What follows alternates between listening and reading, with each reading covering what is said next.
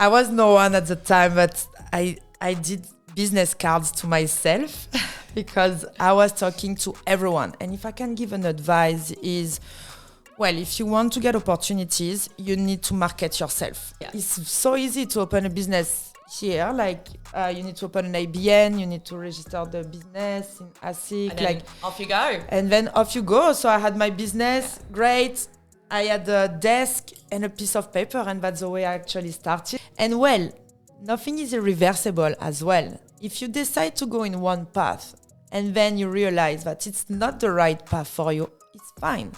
You know, you can change and you will have tried, and you cannot see that as a failure because we learn from all experiences. Absolutely. We have, you know, so. Okay, so today I am lucky enough to be joined by the CEO of Study Destination. I've managed to pry her away from her phone, the computer, the desk and everything to sit down and have a chat with me. This is Julie. Julie is our CEO. She first came to Australia almost 11 years ago as a backpacker herself, went on, did a student visa, had a couple of kids, learnt another language, so she's now fluent in 3 languages. And then, yes, I am. And now you've got your citizenship ceremony coming up soon as well. So you've done amazing. Let's take it back to the beginning. Yes. Rewind your mind. What was it like when you first stepped off that plane and you arrived in this unknown country to you, not being able to speak the language? First of all, hello everyone. Thank you for watching or listening this podcast. And thank you for asking me all those questions so I can share my crazy experience in Australia. It has been a long journey, and to answer your question, well, when I get out of this plane 11 years ago, I cried all the tears of my body. Oh my God. So I was only 21 years old at the time, and I left France because I was very lost. I just bought a flight ticket and I didn't book accommodation, and I just jumped in a plane direction Sydney.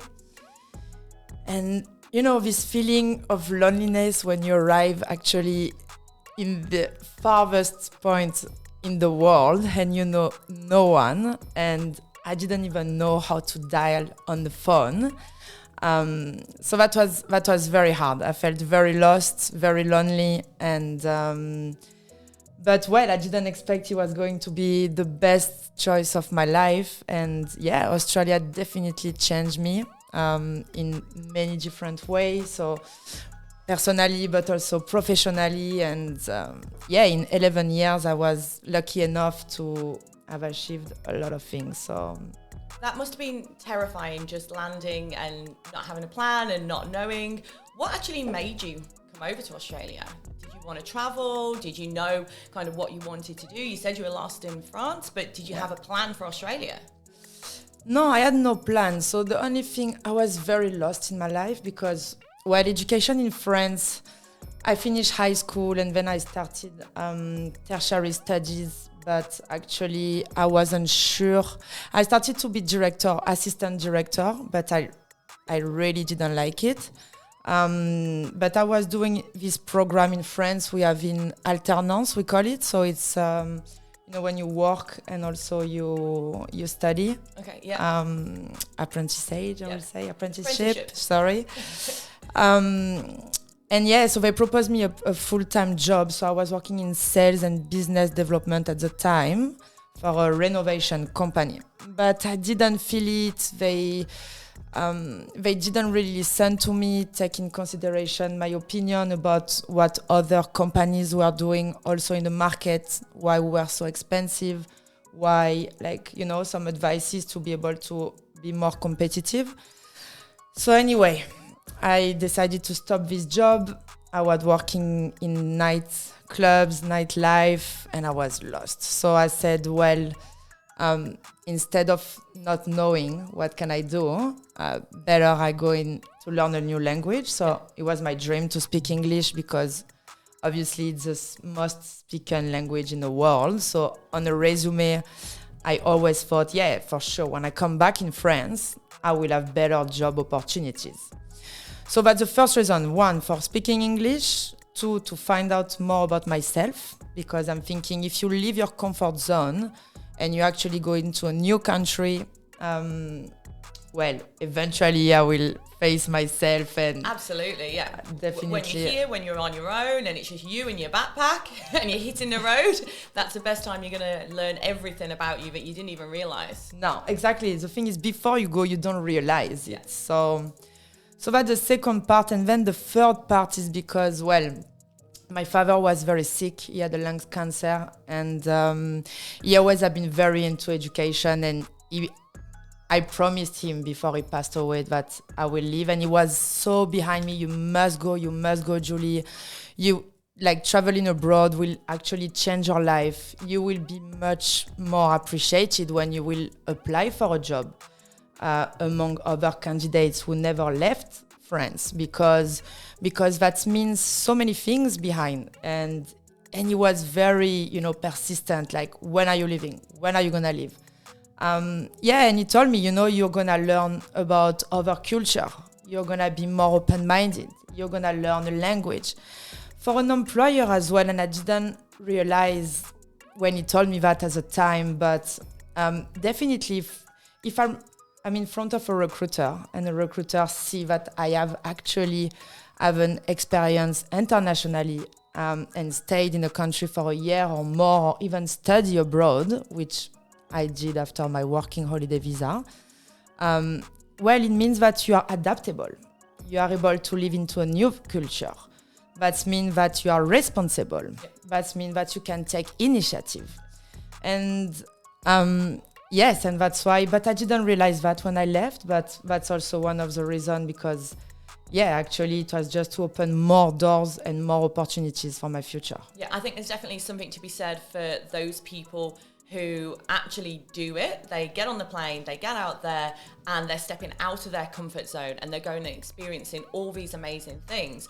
We're definitely a different kind of mindset to some people who just stay in their hometown. They're quite happy to do that, but I think there's something that's in us that has that drive, that passion to go out, to see the world and to take every opportunity as you can, and just fully grasp it all. Yeah, definitely. Yeah. But you are very when I arrive at the beginning, you really don't know what to expect. And look, we do a lot of events in the agency at Study Destination, so that's why also we do these welcoming sessions for job coaching, CV writing. We do a lot of events, communities, aperitivo and barbecue or whatever, picnic in the park, and we meet a lot of new people who just arrive. And that's funny because we are all in the same boat. When you arrive, you don't know, you stay with French people, but in my case, the first weeks, because you panic a bit and you're like, oh my God, what's next technically? So don't panic if anyone is in this situation and just let it go. Trust yourself. It's going to be fine. How did you find finding a job? Not being able to speak English yet, and then obviously traveling around. What was it like, and what was your first job that you had? Oh my God, first job. Well, I was in Cine, so I first arrived in Cine, and I was lucky because in France I work in hospitality since I was 15 years old.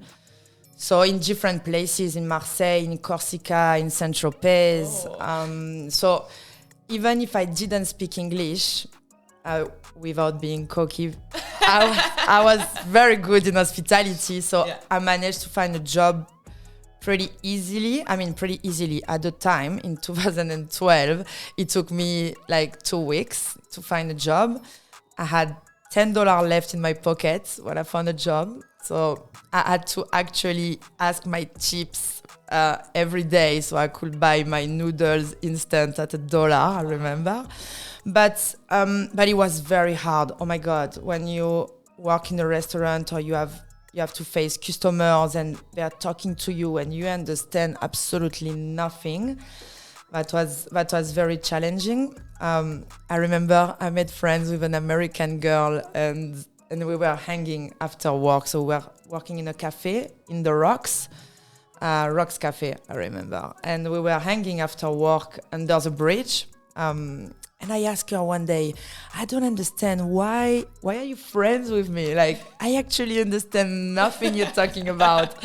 And then she laughed and she told me, yeah, you're so funny, no worries. Like, I'm happy to help. And that's the beauty of Australia, because we are all in the same boat. It can be very scary, but everyone is here to help because we all starting in the same point. So a lot of people that didn't speak English, you just have to go. That's it. You don't hesitate and you just try to talk. More you talk, more you improve, and more opportunities and more confidence you get. So yeah, I fully agree with you there. And I think that ties back into we're a certain type of people who do step on that plane and come over. And when you meet other international people, whether it's at events, whether it's at your job, or even just down at the beach, it doesn't matter where you come from or what you do. You've all had this same shared experience of coming over to Australia. Yeah. And immediately you have common ground and you all know what it's like to leave your friends, your family, your community from back home and start anew. Yeah, definitely. Yeah. So you feel, when you find people in your situation that they don't speak much English, you feel reassured as well. It's like, okay, I'm not the only one. So, and everyone, that's the beauty of Australia. It's such a multicultural country.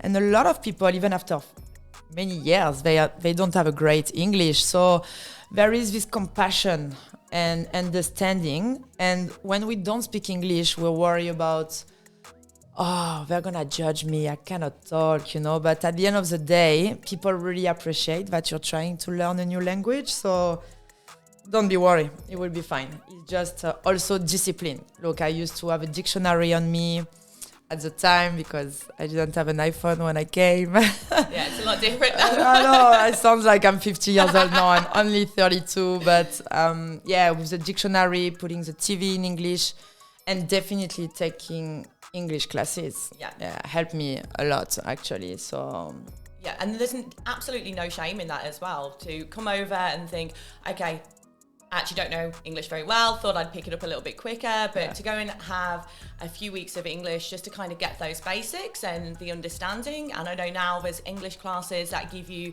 the Aussie slang as well, the everyday language to learn it and stuff. Talking about Aussie slang, what piece of Aussie slang do you find really funny coming from a French person? Is there one word that you still, every time you hear it, you think, oh, what is that? Oh, that's a good question. Well, funny, actually, when I arrived in a shop, when I didn't speak English, because in France, when you're at school, they teach you in class, hey, how are you, my friend? when you want to ask someone how the person is doing. And then when I arrived in Australia, in Sydney, and then I enter in the first shop and the lady asked me, hey, mate, what's going on? How's it going? And I was like, I froze, literally. And I made her repeat 3 times, and then eventually she actually gave up. So, and there's a time I listened to it because I was such in the shock in the shop. But this sentence that make me laugh. Yeah, it's not quite the hello, good morning, how are you? No, definitely not. So. Okay, so you're here, you've had your working holiday visa, you hopped onto a student visa. What did you actually study when you was on a student visa?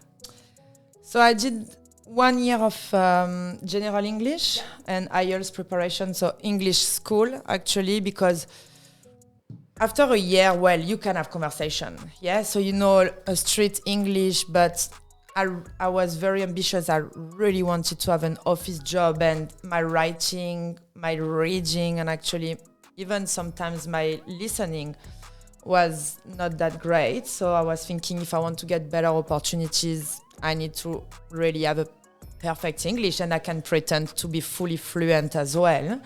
So I did 1 year of English, and then I applied for another student visa, and I studied 2 years of business management. And a lot of transferable skills, obviously, from studying business and picking up different kind of sectors from there. You've got a little bit of marketing in there as well, a little bit of leadership skills. So obviously that kind of led you to where we are today. I know, yes, it did. Why did you start Study Destination?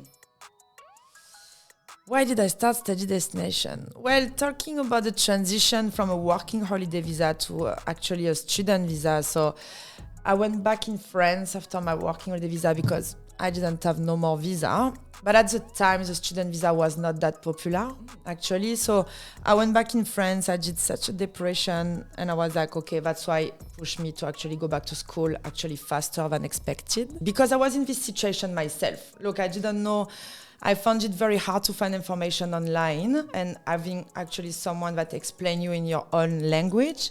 So at the time I was dating a Colombian guy and he introduced me his education agent. She was great and she did my student visa. So I had such a good experience with her and I found, wow, it's great. But when I renewed my visa the second time, I really wanted to have someone who was from Europe. Mm-hmm. And especially from France, because you want to understand what's the difference in the qualification, what's the equivalence here and in France, and just it's a lot of paperwork as well. It's you're dealing with immigration for a visa, so you want someone to explain you in your own language. And it was no one at the time for French people. I mean, one or two agencies, but they were not in Melbourne and they were not really out there. So talking about my progression, I was very, why did I open the agency? Because I started to work in schools first. So I was marketing myself. I really wanted to have another job. I've been working hospitality at the time for more than 10 years. I was tired. Ooh, it's enough for anyone. Yeah, so I really wanted to do something else, but I didn't know what. So that's why I did business management, because it was a bit more open, because I did a bit of management, a bit of marketing, a bit of finance, a bit of business itself. So that was a bit more general. But I really wanted to find a job. So I was no one at the time, but I did business cards to myself because I was talking to everyone. And if I can give an advice is, well, if you want to get opportunities, you need to market yourself. Yeah, we are in a society where, you need to go out there and, well, I understand it might be a bit hard for introvert person because I'm quite extrovert person. But it's just talking, I did this business card and I remember I was working in Federation Square in Melbourne and in a cafe with a huge traffic and every single client I was talking, I'm looking for a job. I'm very good in sales or understanding people because I was commercial in France. So I was like, okay, I'm just going to try to get a job in this field and talking. And then one day I've got an interview. So I got an interview to work for a luxury hospitality group. And I got the interview and I passed the first interview and I passed the second interview and then I couldn't get the job because of my visa, because it was a bit more responsibility. So working part-time at the time, they didn't see how we could do it. But I didn't give up. And then I kept marketing myself. I want the job. And I met someone one day that gave me an opportunity. He told me, well, here we go. In this school, they are looking for someone in marketing as a marketing officer. I went and I got the job. So they gave me the job and I started to work in schools. So that's the way I entered in education. And that's the way I realized, well, it's no agency for European so and for gap French. In the market, yeah. Yeah. And because I'm very sociable, obviously people came to see me. I mean, I talked about everyone, because I was doing events as well for the French community and look, you can stay. And a lot of people wanted to stay after their working holiday visa, even today, and that's a reality. So, and more people, word of mouth, started to come to see me. Oh, I've heard you could give me some information about how to stay with a student visa in Australia and find the right studies for me. And so that's the way I started. I had the idea to start, but having an idea and actually doing it, it's another step. But I just did it. Like I had. Was it quite hard to start actually a business in Australia, being from overseas? Not at all. Actually, it was it's so easy to open a business here. Like you need to open an ABN, you need to register the business in ASIC. And then off you go. And then off you go. So I had my business, great. I had a desk and a piece of paper, and that's the way I actually started. But I had the help, obviously. Networking is super important. So I had a friend, education agency, the one who helped me to get into my student visa, with whom I get along very well. And she took me under her wing. So that's the way I was, supported at the beginning. And then I just started. So I had a job part-time because, well, you need to pay the bills. So I couldn't be full-time. And then, I just started slowly, full-time, and then one employee to an office, and then all the way up. Yeah, it's an incredible backstory, and we could talk about it for a lot longer than we have today, just how we got here. But focusing now on where Study Destination is. So an amazing head office in Melbourne. We've got people working all over the country as well. We focus on different markets. Obviously, I hate to bring it up, but we have to talk about the pandemic. We have to talk about COVID. Now, when obviously COVID hit, the international education industry was impacted. Unfortunately, some education agencies weren't able to sustain and make it through the pandemic. Study Destination has been able to. It stood tall. It's still here and still going. So not only has Study Destination survived, but it's now thriving. Why do you think that is? That's a good question. Why did we survive? Well, because I always try to do above and beyond for people.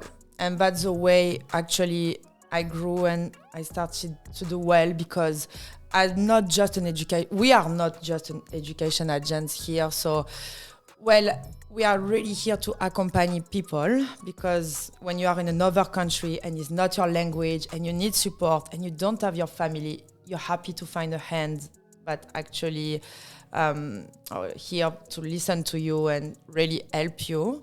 So I always did above for my students. And when the pandemic hits, I remember we were receiving like 50 calls per day about internationals panicking because they had their flights went back, because they organized flights, for rapatrier in French. How do you say in English? Anyway, to bring back the French citizens, and even UK, Japan, because we opened the Japanese market at the time, and that was very hard, because your business is running, but just for customer service. And that's where we're different, because some people come back to us and say, I want to change agency because once they did my student visa, they never pick up the phone anymore, or they are not actually human, they are not looking at my own interest, and here we are. So depending on the goals, depending on what people they want, we are really here to help and go beyond. Like, I will give you another example. I helped some French guys that they were 4 and they arrived in Australia, and they took an apartment, and at the end it was a scam, and they stole them like, I think, $5,000, and they didn't speak a word of English at the beginning. And I still went, and I really wanted to help them. So we went in the police station. I stayed 4 hours with them, helping them, and at the end, helping people, being good, doing good, bring you back good. And I believe this is what helped me in the company, and this is why during the pandemic people could find a support at Study Destination, and it's not always the case. Yeah, definitely. I think having that human touch, obviously you've been here a long time, you've been through it. Everyone that works at Study Destination has as well been through a journey, whether it's backpacking or on a student visa themselves. So it's being able to say, hey, I understand, I'm just like you, we can get through this together, and I'm here for you always. And I think that's a really nice thing that you've built into the culture of the company, that everyone is here to support each other and we see each other through their journey.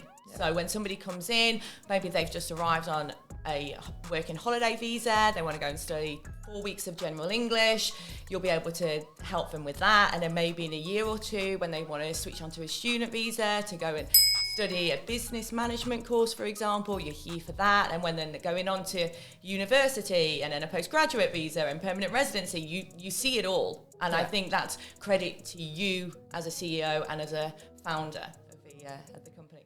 Thank you. Yeah, definitely. Actually, look, we follow our community until they achieve their goal. I had Laura, who is a couple that I helped, and with student visa, and then they jump into a sponsor visa. They got permanent residency, and she put a story last week on Instagram, and with her citizenship certificate. So actually, they are citizen before I am. That's a funny story. And I just put a flame, I commented on her story, and she replied to me, Julie, without you, we wouldn't have been able to make it. These kind of stories, that's why I love my job, and that's why at Study Destination we are different, because we want to hear about all successful story. And I have so many other stories like this. So that's what we do here. Yeah, definitely. That's the difference. A great point of difference. Yeah, absolutely. Thank you. We try to. Yeah. Now, talking about Australia as a whole, I've got a statistic here. So there is Australia attracts roughly around 600,000 international students per year. That's incredible.